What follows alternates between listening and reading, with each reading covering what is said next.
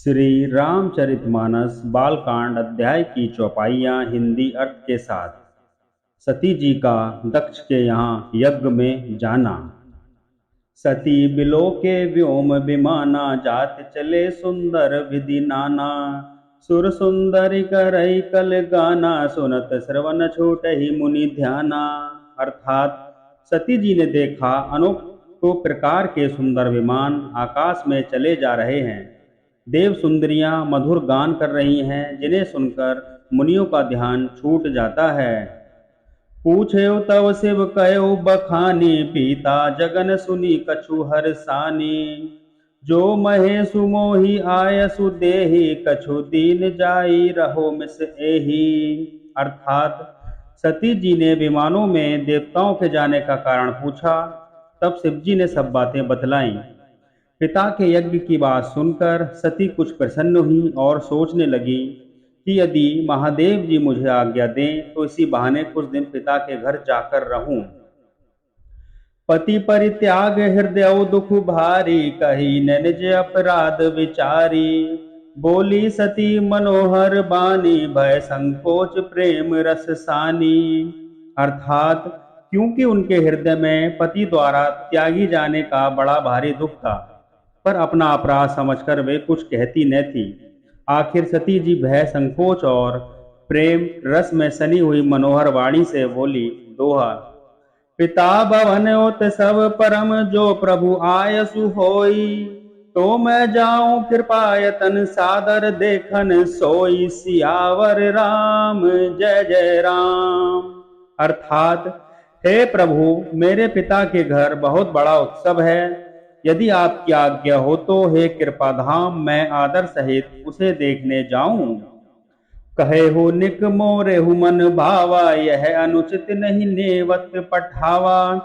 दक्ष सकल निज सुता बुलाए, हमरे बयर तुम्हु बिसराई।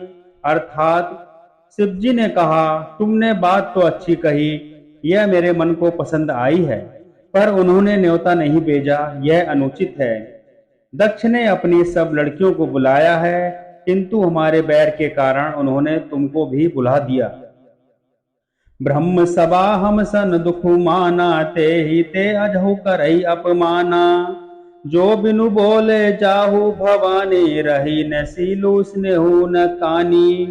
अर्थात एक बार ब्रह्मा की सभा में हमसे अप्रसन्न हो गए थे, उसी से वे अब भी हमारा अपमान करते हैं। हे भवानी, जो तुम बिना बुलाए जाओगी तो न शील स्नेही रहेगा और न मान मर्यादा ही रहेगी। जदपि मित्र प्रभु पितु गुरु गेहा, जाय बिनु बोले न संदेहा। तदपि विरोध माने जह कोई, तहाँ गए कल्याण न होई। अर्थात यज्ञ इसमें संदेह नहीं कि मित्र, स्वामी, पिता और गुरु के घर बिना बुलाए भी जाना चाहिए। तो भी जहां कोई विरोध मानता हो, उसके घर जाने से कल्याण नहीं होता। भांति अनेक शंभु समुझावा, भावी बस न ज्ञान उर आवा। कह प्रभु जाहु जब नहीं बुलाए, नहीं भली बात हमारे भाए। अर्थात शिव जी ने बहुत प्रकार से समझाया, पर होनहार व सती के हृदय में बोध नहीं हुआ। फिर शिव जी ने कहा कि यदि बिना बुलाए जाओगी तो हमारी समझ में अच्छी बात न होगी। दोहा। कहीं देखा हर जतन, बहु रही न दक्ष कुमारी। दिए मुख्य गण सग सब विदा, किन्ह त्रिपुरारी। सियावर राम जय जय राम। अर्थात शिव जी ने बहुत प्रकार से कहकर देख लिया, किंतु जब सती किसी प्रकार भी नहीं रुकी, तब त्रिपुरारी महादेव जी ने अपने मुख्य गणों को साथ देकर उनको विदा कर दिया। पिता भवन जब गई भवानी, दक्ष त्रास काहू न सन्मानी। सादर भले ही मिली एक माता, भगिनी मिली बहुत मुस्कुराता। अर्थात भवानी जब पिता दक्ष के घर पहुंची, तब दक्ष के डर के मारे किसी ने उनकी आव भगत नहीं की। केवल एक माता भले ही आदर से मिली, बहनें बहुत मुस्कुराती हुई मिली। दक्षिण कछु पूछी कुशलाता, सतहि बिलो की जरे सब गाता। सती जाई देखो तब जागा, कतहु न दीख शंभु कर भागा। अर्थात दक्ष ने तो उनकी कुछ कुशलता नहीं पूछी, सती जी को देखकर उल्टे उनके सारे अंग जल उठे। तब सती जी ने जाकर यज्ञ देखा तो वहां कहीं शिव जी का भाग दिखाई नहीं दिया। तब चित चढ़े जो शंकर कहेऊ, प्रभु अपमानु समुझिउर दहेऊ।